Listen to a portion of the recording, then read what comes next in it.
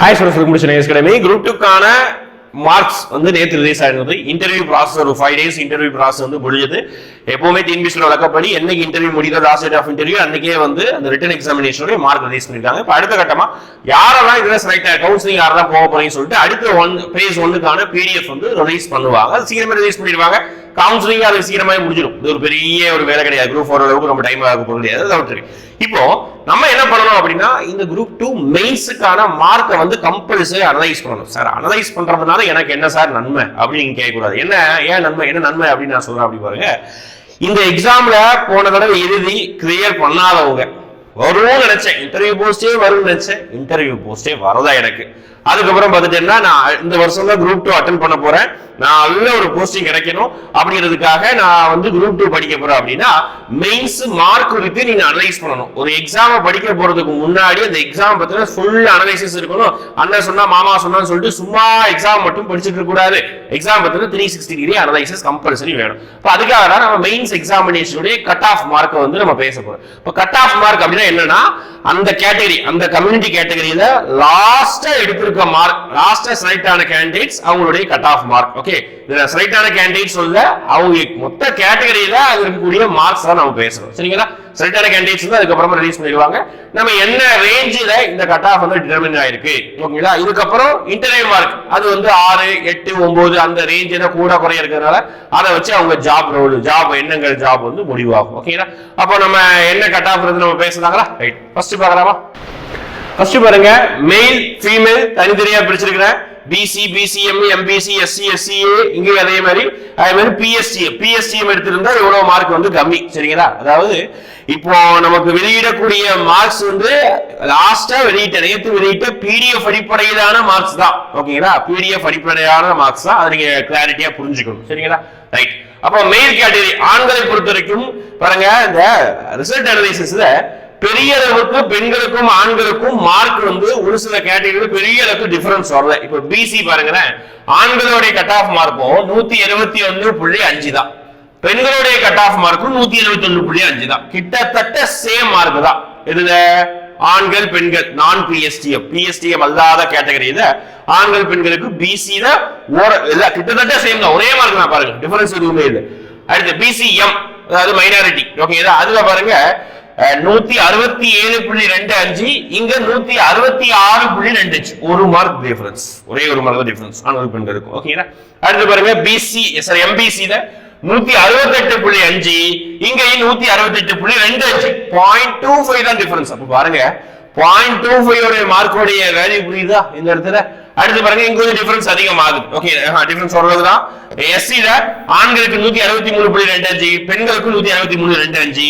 SC ஏல பாத்தீங்கன்னா 162.5 இங்க 172.75. அப்போ நான் பிஎஸ்டிஎம் கேட்டகரியை பொறுத்த வரைக்கும் மேலுக்கும் ஃபீமேலுக்கும் கிட்டத்தட்ட சேம் மார்க் ரேஞ்சில தான் வந்திருக்கு இந்த பிடிஎஃப்ல வெளியிட்ட மார்க். ஓகேங்களா? கிட்டத்தட்ட சேம் மார்க் தான். ரைட்டா? அப்ப அடுத்து பார்க்கலாமா? இதுதான் வந்து லாஸ்ட் கேண்டிடேட்டா எடுத்த மார்க் லிஸ்ட். ஓகே, அடுத்து பாருங்க, பிஎஸ்டிஎம் பெரிய ஜாப் ரோல் பண்ணிருக்கு. நீ எப்படி கம்பேர் பண்ணணும்னா, நீ மெயிலேயே இப்போ ஆண்கள்லயே பிஎஸ்டிஎம் நான் பிஎஸ்டிஎம் கூட கம்பேர் பண்ணலாம். பிசில நான் பிஎஸ்டிஎம் இல்லாத ஒரு கேண்டிடேட் 171.5 எடுத்தா அவர் கிளியர் பண்ணிருக்காரு. அதே இது மெயில்ல பிஎஸ்சி வச்சிருந்தா கிட்டத்தட்ட பாருங்க 18 மார்க் டிஃபரன்ஸ் இருக்கு. 154 மெயில் பிசி வச்சிருந்தாலே செலக்ட் ஆயிருக்காரு. அதுதான் டிஃபரன்ஸ். பிஎஸ்டிஎம் பெரிய ரோல் இங்க தான் ப்ளே பண்ணுது. ஓகே, பிசிஎம்ல கேண்டிடேட் இதுல ஃபீமேல் கேண்டிடேட் செலக்ட் இல்ல. ஓகேங்களா? அதனால நமக்கு வந்து இதுல வரல. ஓகே, அடுத்து பாருங்க, பிசில 154.25 மெயில் கேண்டிடேட், இங்க ஃபீமேல் கேண்டிடேட்ல 153.75. ஓகே, அடுத்து பிசிஎம்ல ரெண்டு பேருக்கு வரல.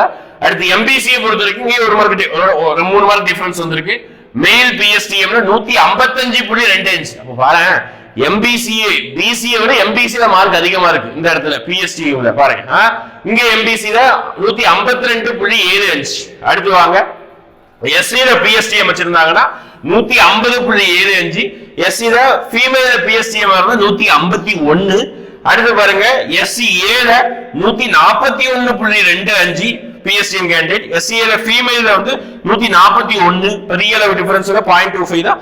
ST ரொம்ப மார்க் கம்மி. ஓகேங்களா, 132.75, ST-லயும் 132.25, இங்க 0.5 மார்க் கம்மியா இருக்கு. ஓகேங்களா, இதுதான் ஓவராலா நம்ம அந்த PDF திருப்பி சொல்றது, PDFல வெளியிட்ட மார்க்கின் அடிப்படையில.